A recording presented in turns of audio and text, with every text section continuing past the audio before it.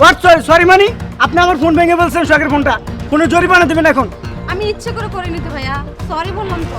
ইচ্ছা করে করেন না মানে আপনি আমার শখের ফোনটা ভেঙে বলছেন ফোনে জরিমানা দেবেন এখন হোয়াটস রং, কি হয়েছে এখানে? এই দেখো না, উনি আমার সাথে ধাক্কা গিয়ে ফোনটা পড়ে নাকি ভেঙে গেছে, এখন বলতেছে জরিমানা দিতে। হ্যাঁ ভাইয়া, ফোন ভাঙছে ফাইন, ভালো কথা, তো আপনি আমাদের সাথে এভাবে রিয়েক্ট করছেন কেন? রিয়েক্ট করবো না মানে আমার শখের ফোনটা ভেঙে বলছে ফোনের দাম কত আপনারা জানেন ফোনে জরিমানা দিতে পারবেন ভাই আপনার ফোনের দাম কত? আমরা না হয় জরিমানা দিয়ে দিব, প্রবলেম কি? ফোনের দাম কত তোদেরকে তো মনে হচ্ছে না যে তোরা ফোনের দাম দিতে পারবি তোদেরকে দেখে তো মনে হচ্ছে ফকিন্নি ফোনের দাম দিতে আসছে কত আপনার ফোনের প্রাইস কত বলুন? দাম 1.5 লাখ টাকা সামান্য মাত্র 1.5 লাখ টাকার ফোন নিয়ে এত গরম? বাহ, শুনুন ভাই, আমার বাসায় যে কয়টা সেকেন্ড হ্যান্ড মোবাইল পড়ে আছে তাই যদি আপনাকে দিয়ে দেই না, আপনার এই 1.5 লাখ টাকার মোবাইলের চেয়ে বেশি দামি মোবাইল আপনার হাতে চলে আসে। তা কি আপনি জানেন? এত টাকার গরম দেখাস টাকা আছে তোরে বেচলে আমার ফোনের দাম হয় কিনা সন্দেহ আছে 1.5 লাখ টাকা দিতে পারলে তো আমার মুখের উপরে ভিক্ষা মারতি ফকিন্নি আসছে আবার বড় বড় কথা বলতে ড্রেস আপ তো দেখে মনে হচ্ছে না যে তোর বাসায় এরকম ফোন আছে আপনি আমার ড্রেস আপ দেখে আমাকে জাজ করছেন? একটা মানুষের ড্রেস আপ দেখে কি তাকে জাজ করা যায়? ঠিক আছে ভাই, আপনার 1.5 লক্ষ টাকাই তো আমি দিয়ে দিচ্ছি টাকা। স্যার দেখেন আমাদের কোম্পানি থেকে 50 লক্ষ টাকার মতো লাভ হয়েছে। বাহ, এটা তো খুবই ভালো একটা সাফল্য আমাদের। হ্যাঁ দেখছেন আপনি এটা? না দেখিনি, এটা দেখলাম মাত্র। বাহ, আমাদের আসলে সাফল্যের ব্যাপার। আসসালামু আলাইকুম আপনি এখানে ওয়ালাইকুম আসসালাম। আরে আপনি আপনি এখানে কি করতেছেন? আর এই ফকিন্নি কি আপনি স্যার বলছেন না কেন স্যার স্যারকে স্যার বলবো না তো কি বলবো? আপনি কি বলছেন? আপনি জানেন উনি কে? উনি কি স্যার উনি আমাদের কোম্পানির মালিক। ওকে মালিক বলছেন মানে ওকে দেখে তো মনে হচ্ছে না মালিক দেখে তো ড্রেস আপ দেখে তো মনে হচ্ছে টোকাই ও আমার ফোন ভেঙে ফেলছে আরে চুপ থাকুন, উনি আমাদের কোম্পানির বস মালিক। আপনি ওনার আন্ডারে কাজ করি, ওনাদের কোম্পানিতে। স্যার কোনো সমস্যা? কিছু না, বাদ দাও।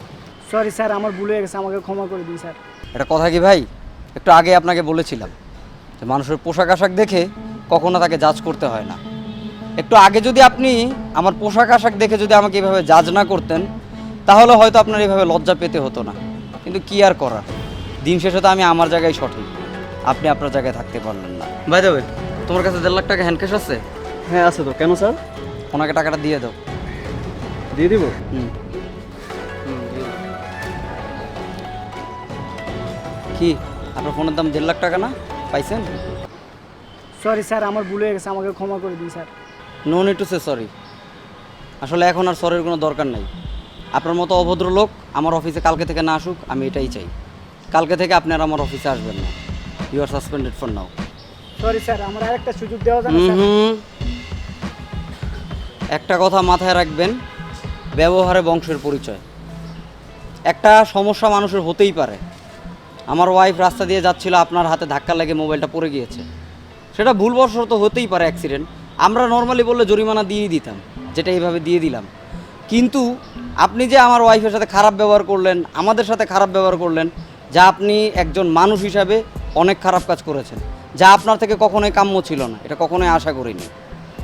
সামান্য সমস্যা হতেই পারে, কিন্তু তাই বলে আপনি আরেকজনকে ছোট করে কথা বলার আপনার কোনো অধিকার নেই। আমরা সবাই মানুষ। আর আমি যদি আজকে গরিব হতাম, কই আমরা কি মানুষ না? আমরা কি মানুষের মতো বাঁচতে পারি না? অহংকার মুক্ত হতে পারি না? কেন অহংকার নিয়ে থাকেন? দিন শেষে যদি মারা যান, আপনার আমার ঠিকানা তো সেই 3.5 হাত মাটির নিচেই নাকি? কেন এইসব অহংকার নিয়ে বেঁচে থাকেন? যাই হোক, এত জ্ঞান দেওয়ার কোনো দরকার আছে বলে আমি মনে করছি না। আপনি আমার কোম্পানিতে আসবেন না। স্যার আমার ভুল হয়ে গেছে আমার একটা সুযোগ দেন স্যার আচ্ছা শুনো, ওনাকে মাফ করে দাও, উনি ভুল বুঝতে পারছে। তুমি আর কোনো সুপারিশ করো না।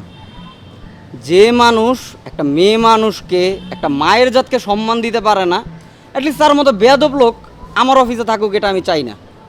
চলো। তারপরেও কোনো কথা বলবো না, চলো। স্যার আরেকটা বার সুযোগ দেওয়া যাবে না স্যার আমার ভুল হয়ে গেছে স্যার